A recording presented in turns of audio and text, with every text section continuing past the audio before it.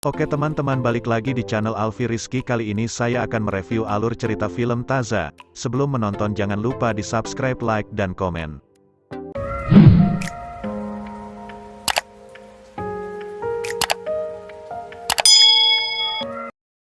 Daguo muda, melihat orang lain bermain. Ia serakah tidak ingin menang sedikit uang. Ia diam-diam mencuri tunjangan uang dari kakak perempuannya untuk berjudi. Ia mengirim uang ke keluarganya. Tidak sampai beberapa hari kalah banyak. Terutama Guangshen, terus memang, buat Daguo curiga. Guangshen itu curang dan kamu sudah tertipu. Ia marah mendengar itu. Dan mencari Guangshen meminta uangnya kembali. Tidak ketemu, tapi tetap berjudi dan kalah lagi. Ia mengeluarkan pisau dan membuat kacau. Orang ini tidak ada malu dan juga tidak punya nyawa. Xiaohu bilang beberapa kata memperingati Daguo. Ia tidak senang dan tanya dia siapa, kenapa kalian nurut. Orang itu bilang dia adalah orang paling hebat dalam berjudi. Setelah tahu, Daguo memohon bantuan. Pergi ke rumahnya, tapi Dana tidak peduli. Ia tidak di depan rumahnya, 3 orang memukulnya.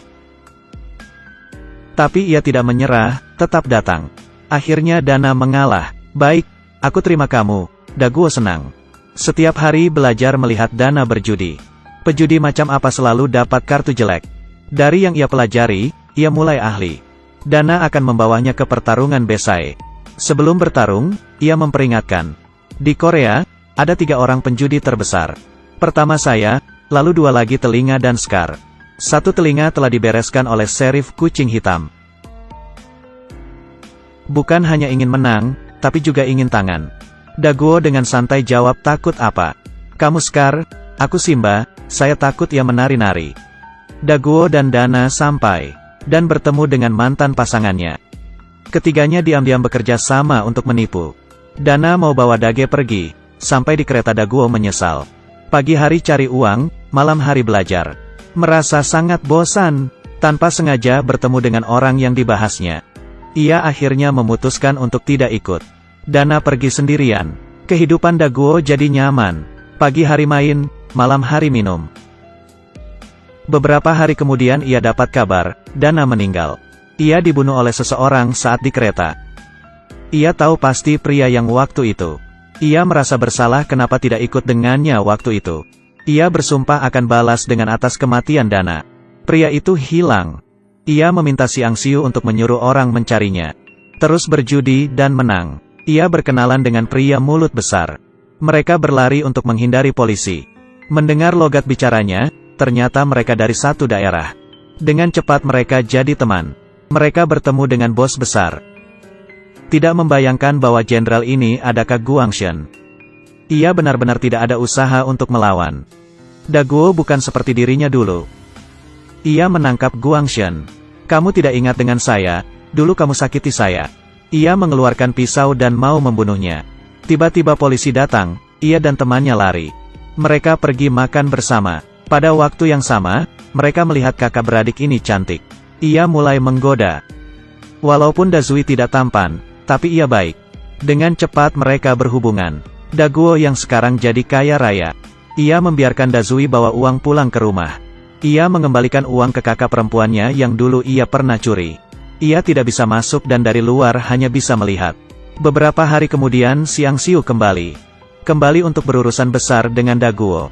Ia mengingat perkataan Dana waktu itu. Tidak ada teman yang kekal dan juga musuh yang kekal. Ia menemukan Guangshen. Ia belajar metode belas kasihan. CCTV, racun di kopi, semuanya ia belajar dari kerjasamanya dengan Dazui. Musuhnya tidak sehebat Dana, ia tidak akan kalah banyak. Daduo dan Dazui membawa uang. Jenderal melihat Guangshen, mereka gimana bisa tahu? Pasti kamu yang memberitahu. Ia dihajar. Dan menyuruh orang untuk mengejar mereka. Karena Dazui mengumpat di WC, Daguo dipukul sampai pingsan. Saat terbangun, ia lihat Guangshen di sebelahnya sudah tidak bernafas. Ia sadar dikurung di dalam kotak, buru-buru kabur. Dan kotaknya diambil, dan dilempar ke sebuah mesin. Kotak itu jatuh dan terjepit di mesin bersama Guangshen di dalam kotak itu. Perutnya kesakitan parah. Ia datang mencari jenderal, terlihat ia berpura-pura tidak tahu. Cari kesempatan mengeluarkan sebuah palu dan akan memukul jenderal. Mobil pun kebalik, orang di dalam mati. Adik jenderal tahu kejadiannya dan mulai mengejar. Terutama adiknya yang brengsek. Karena tidak ada sopan santun membuat Daguo menghajarnya. Dan sekarang ingin balas dendam membunuhnya. Setiap hari datang ke toko mencari masalah. Daguo dari kejauhan melihat. Tapi di waktu itu, ada masalah dan ia tidak tahan. Mencoba mencari Scar. Karena Daguo tidak ada, Dazui duluan bermain. Scar berkata orang yang bermain dengan saya, akan kutusuk tangannya. Tangan Dazui pun ditusuk. Ia akan memperhitungkan semuanya. Sebelum mulai berjudi, Daguo bilang ke Xiang Xiu, aku tidak mempersiapkan kecurangan, aku akan bermain normal. Xiang Xiu bilang apa bisa menang. Daguo sangat yakin, bilang saya bisa mengalahkannya. Pertandingan terakhir dimulai. Orang ini memiliki 100 juta koin. Baru aja ia ingin keluar, Scar bilang dirinya curang, kamu ini 9. Mau menghajar saya? Bertanya kenapa kamu tidak menghabiskannya? Scar berkata itu tidak hanya mengenai di bar. Ia membuka kartunya, bukan 9. Daguo berkata akan menghancurkannya dan membalas dendam untuk tuannya. Xiang Kui berkata, ia tidak memukul tangan kanan Dana.